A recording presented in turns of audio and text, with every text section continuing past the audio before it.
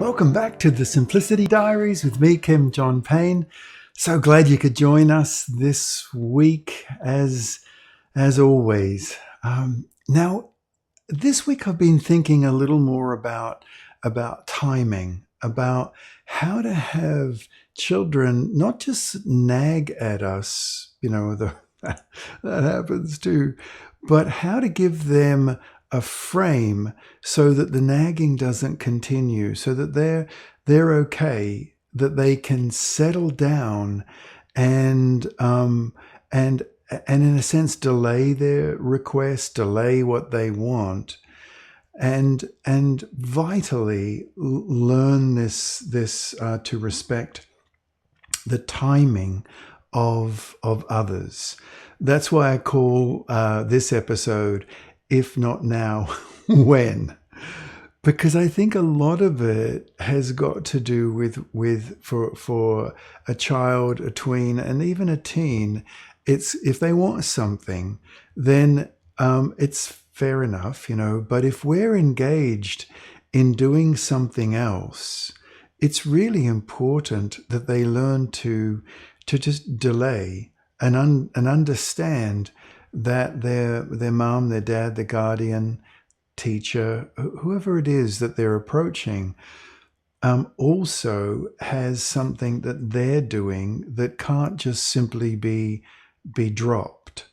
A lot of modern parenting books get interpreted as that that children are the center of our world, and that if no matter what we're engaged in, no matter what we're doing, no matter what time of the day or night, we have to drop everything and attend to them. Now, the part of that of course is so healthy is this deep care for children. The part of it that's not healthy at all is that children start to feel like we're their butlers, like they're sort of royalty, and we're serving them as opposed to the reality of the situation, that they are in a family ecosystem and that they're one part of a whole, and an important and beautiful part, but one part and not the only part.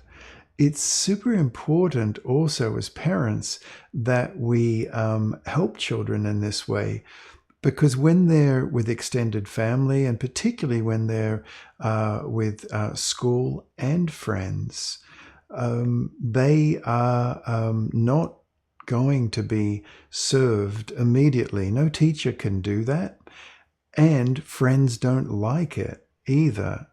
So to set kids up on a good trajectory at school, with their friends, at home, with their siblings, it's really important to have them learn to delay, to wait, to build up that impulse control, which we all know is very, very important for future success. And so the question is how to do it. And I want to suggest that the how to do it happens, we get a chance to build it up because it happens multiple times a day. And that when a child, a tween, a teen asks us for something, of course, if we're available, then we can just, of course, just engage with them.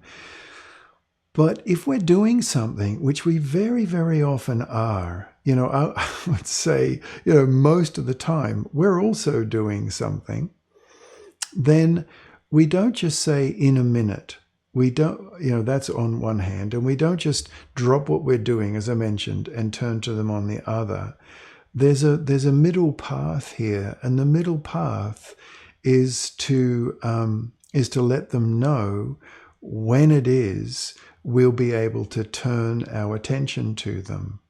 And I mean that really practically, actually, because the in a minute, or the not now, that slightly edgy, frustrated tone,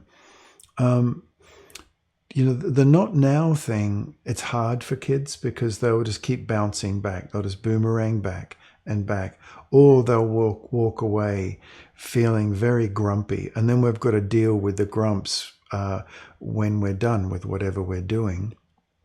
Or they might not even say much, but they pull away from us and kind of disconnect. The in a minute is not so great either, because it's very, it's a kind of a saying, right? We don't really mean 1 minute. If we mean 1 minute, then say it, just, really. But I think a better thing for almost all kids is to be given a practical heads up, like a lead of when we'll be able to pay attention. Let's say we're in the kitchen and we're just about to serve dinner, then be able to say, you know what, okay. And you can hear them out a little bit. I think it's worthwhile, if possible, spending 10, 15 seconds, if possible, saying to a child, okay, tell me your question. I won't be able to give you an answer now because I'm really busy with getting supper served, but you can tell me your question. Got it. Okay.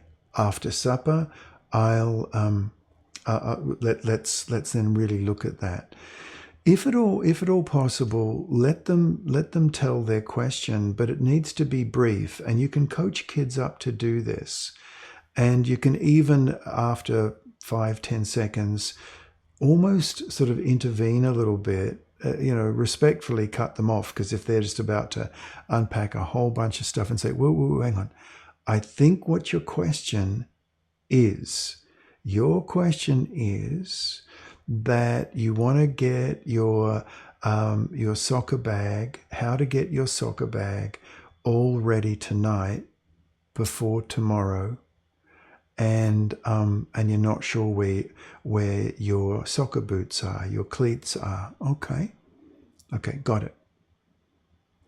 That helps a lot. It really helps a lot. It's like, I hear you, I've got it, and I'll get back to you on that. The I'll get back to you is one way of putting it for older kids, but I think the I'll get back to you needs to be accompanied with, when I've finished serving supper and when we're sitting down, then I want to give you my full attention. With very little children, you can say, sweetheart, I have 2 eyes and 2 ears. And if I was to talk to you now, you'd only have 1 eye and only maybe half an ear. But at supper time, you'll have 2 eyes and 2 ears. And then I'll be able to hear everything that you want to tell me, but not now. That's for very little kids. Obviously, you wouldn't say that to a teenager. Well, actually, you might if you want to get a laugh, or an eye roll. But the targeting when you will be able to listen. I've got to get these. I've got 2 more emails. I've got to get sent off. They're both brief. Okay, so I will be out. And this is if it's an older kid, you can give a time. I will be out in less than half an hour max. If this emails spill over, I'll pause and I'll come on out. All right? Yep. It's guaranteed. I'll do that. With little children, it really is better to not talk about time, but to talk about action. I'm just going to wipe down the counter first, or I've got to speak with Daddy on the phone now. I'm going to ring him to organize who's picking up your sister. As soon as I'm done with that call, I'm going to sit right on down with you. Yep, over on the sofa. You can help actually have a place where you're going to rendezvous, and we'll work out what we can do to make the glue work a little bit better on your cutouts. We'll do that. In general, I'm suggesting having kids learn to pause. Like I said, it doesn't have to be every single time, but often just help them pause. And then the hard part is that we've got to remember to go back, right? We really do. Some parents tell me they set, like if they're working on the computer, they set a little alert. Others make a special note on their watch.